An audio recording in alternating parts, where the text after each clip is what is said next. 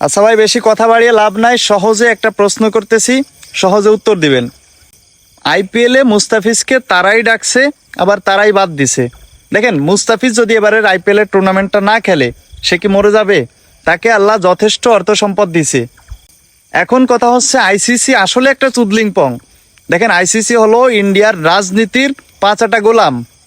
বিশ্বাস করেন ভাই, আইসিসির নিয়মাবলীতে আছে, যদি কোনো দেশ বা দেশের ক্রিকেটের কালচারে কোনো রাজনৈতিক প্রভাব পড়ে, তাহলে সেই দেশের ক্রিকেটের বিরুদ্ধে আইসিসি অ্যাকশন নিবে। কিন্তু বিশ্বাস করেন ভাই, এই বিষয়টা সত্যি খুব খারাপ লাগলো যে অন্য অন্য দেশের ক্রিকেটের ভিতরে যেখানে রাজনীতির কোনো প্রভাব পড়তে পারবে না, ঠিক একই ক্রিকেটের মধ্যে ইন্ডিয়া সব সময় রাজনীতির প্রভাব খাটায়। আসলে কি এটা ঠিক? আইসিসি আসলেই ইন্ডিয়ার যারা রাজনীতিবিদ তাদের পাঁচাটা গোলাম, মানে টাকার কাছে সব কিছুই হার মানে। তার প্রমাণ আরও একবার হয়ে গেল। তো সর্বশেষ একটা কথা বলি, দেখেন, এই নোংরা রাজনীতির জন্য আজকে মুস্তাফিজ যদি আইপিএল খেলতে না পারে, তাহলে ইন্ডিয়ায় শত শত মানুষ মারা হয়।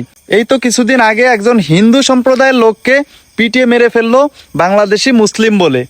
তখন আপনাদের বিবেকটা কোথায় ছিল? আপনারা নিজেদের ধর্মের লোককেই আপনারা মেরে ফেললেন, তখন আপনাদের বিবেক কাজ করে না।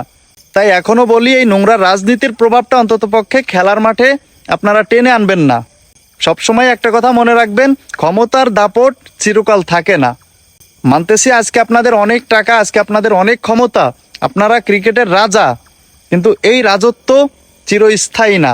আমরা যারা বাংলাদেশ ক্রিকেটকে ভালোবাসি, আমরা বাংলাদেশ ক্রিকেট বোর্ডকে অনুরোধ করব, দয়া করে ইন্ডিয়ায় যে সমস্ত আইসিসি টুর্নামেন্ট হবে সেখানে অংশগ্রহণ করবেন না। আপনারা এই নোংরা রাজনীতির যে প্রভাব ইন্ডিয়ান ক্রিকেট বোর্ডে চলতেছে, এই বিষয়টা, এই ইস্যুটা উল্লেখ করে আইসিসির কাছে আবেদন করেন, জাতিসংঘের কাছে আবেদন করেন যে ক্রিকেটে কেন রাজনৈতিক প্রভাব থাকবে। আশা করি আজ হোক কিংবা কাল এর একটা সমাধান অবশ্যই আসবে। তো বন্ধুরা, আমার এই ভিডিওটা আপনারা যারা দেখতেছেন অবশ্যই কমেন্টে বলে যাবেন, ইন্ডিয়ান ক্রিকেট বোর্ড যেই কাজটা করছে তাকে আদৌ ঠিক কাজ করছে?